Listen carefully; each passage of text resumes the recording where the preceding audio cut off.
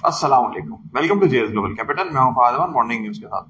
आज फ्राइडे है, 24 जुलाई। स्टार्ट करते हैं इंटरनेशनल मार्केट में ऑयल की प्राइस से, जहां हमने देखा है कि एक दफा फिर ब्रेंट क्रूड 100 के लेवल को क्रॉस कर गया है और इस वक्त प्राइस $100.90 के करीब ट्रेड हो रही है। इसका मेन रीजन ये है कि यूएस ईरान एस्केलेशन अभी भी कंटिन्यूड हैं, और साथ ही साथ हमने देखा यूएस प्रेसिडेंट डोनाल्ड ट्रंप ने ये भी स्टेटमेंट दिया है कि वो ईरान के ऊपर एस्केलेशन मजीद भी बढ़ा सकते हैं और कोई मेजर अटैक का भी उन्होंने हिंट दिए। तो इसी वजह से हम देख रहे हैं कि ऑयल की प्राइस तकरीबन $100 के करीब ऊपर आ गई है। और अगर कोल की बात करें तो कोल की मामूली कमी आई है, प्राइस $110 ट्रेड कर रही है इस वक्त। इंटरनेशनल मार्केट्स की बात करें तो ओवरनाइट वॉल स्ट्रीट में एक नेगेटिव ट्रेंड था। डाउ जोन्स माइनस 0.97%, एस&पी माइनस 1.21% और नेस्डैक 2.15% माइनस क्लोज हुआ था। रीजनल मार्केट्स को देखें तो यहाँ भी सारी मार्केट्स नेगेटिव में ही ट्रेड कर रही है। न्यूज की तरफ आते हैं, जहाँ पे डेली फ्यूल प्राइस रिवीजन में हमने एक दफा फिर पेट्रोल और डीजल की कीमतों में इजाफा देखा। पेट्रोल की कीमत में ₹4.40 इजाफे के बाद नई कीमत 331.52 रुपीज पर लीटर हो गई है। इसी तरीके से डीजल की कीमत में तकरीबन ₹3.62 का इजाफा हुआ है और उसकी नई प्राइस 378.66 रुपीज पर लीटर हो गई है। इसके अलावा हमने देखा स्टेट बैंक ऑफ पाकिस्तान के रिजर्व की अपडेट आई है, जो कि मेनली स्टेबल हैं और $17.26 बिलियन के इस वक्त फिगर मौजूद है।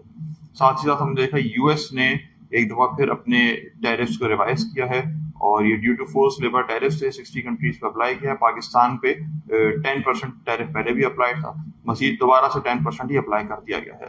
लेकिन नोटेबली जो रीजनल कॉम्पिटिटर्स हैं पाकिस्तान के, उनके टैरिफ थोड़े थोड़े बढ़ाए गए हैं। सिर्फ पाकिस्तान और बांग्लादेश के टैरिफ स्टेबल है।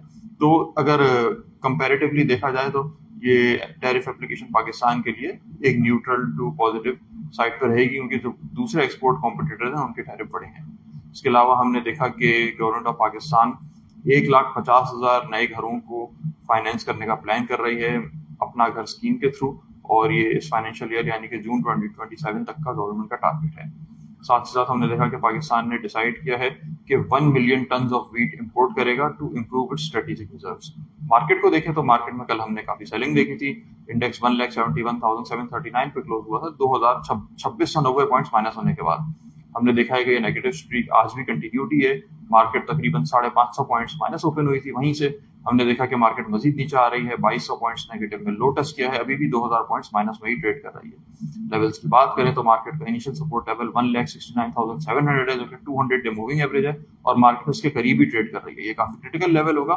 अगर ये सस्टेन नहीं हो सका तो मार्केट 1,68,000 को टेस्ट कर सकती है। अपसाइड में मार्केट की जो रेजिस्टेंस है वो 50 डे मूविंग एवरेज की है, वो 1,74,650 का लेवल है। स्ट्रेटेजी थोड़ी सी कॉशियस ही रखें। जिस तरीके से जियोपॉलिटिकल अनसर्टेनिटीज और अग्रेशन जो है वो एस्केलेट हो रही है, तो उसका इम्पैक्ट डायरेक्टली हमारी मार्केट में और ग्लोबल मार्केट्स में आएगा, और इन्फ्लेशन में भी इम्पैक्ट आएगा।